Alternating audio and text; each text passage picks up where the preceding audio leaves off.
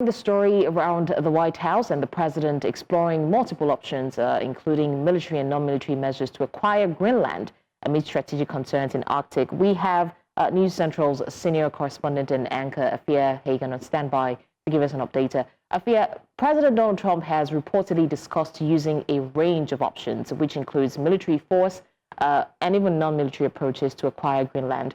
How serious should we take this rhetoric? The moment it is rhetoric, it's pressure, but it's not yet an imminent military plan. That's what we don't have. But we also have to remember that the White House said that using the military is an option. It's framed Greenland as a national security priority, and that elevates this conversation from what previously could have been considered political theatre to actually an official position that the United States says it needs Greenland.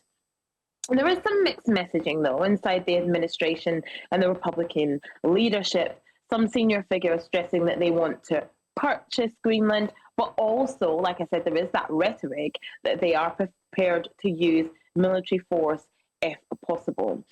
This is real foreign policy posture, right? It is foreign policy in action, in real time, being decided. We don't have a countdown to invasion. That's not where we are. But the United States are making their position very, very clear that they want Greenland, and they're edging towards the idea of by any means necessary. So the White House is framing Greenland as a national security priority. But what exactly does Greenland represent strategically for the U.S.? Well, yeah, Greenland is all about its positioning. It's about its military geography, and it's about its resources that it has as well. If we look at where the United States is really planting its flags, if you will, whether that's Venezuela, whether that is Ukraine, whether that is Greenland, it's all about the resources that these countries have. But of course, yes, Greenland is in this unique position that it does have Arctic choke points and NATO sea lands. It sits in the North Atlantic. And where it sits is tied to transatlantic reinforcement, air monitoring. You've got China, Russia, and USA Arctic competition as well. The US is consistently linking Greenland to countering Russia and Chinese activity in the Arctic. And because of the melting ice in Greenland, because of global warming, you've got increased access to the country and, of course, more strategic interest. And also, like I said, there's critical minerals, there's rare earth minerals as well, and that, of course, the United States would love to get their hands on. All right. Afua, now, European leaders have issued a rare joint statement that backs Denmark. So what does this tell us about how seriously Europe is taking Trump's comments?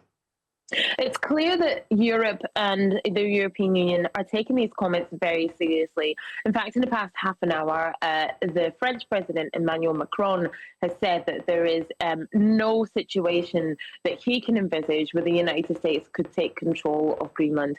And like you so rightly said, we've had this joint statement from European leaders that have made their position very, very clear that Greenland is a sovereign state, it is controlled by Denmark, and that any other iteration of that just frankly doesn't exist in their minds. It will not happen.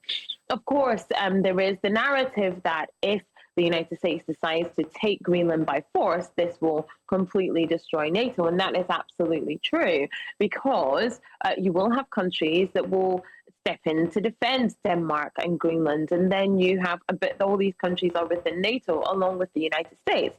So it means that NATO, would meet a fait accompli. It doesn't exist anymore because you have the member states fighting against each other. So the European Union, European leaders are taking this very, very seriously indeed. All right, News Central senior international correspondent and anchor Afua Hagan on top of the U.S. Situation and the tension there with Greenland. And we'll definitely see how that turns out.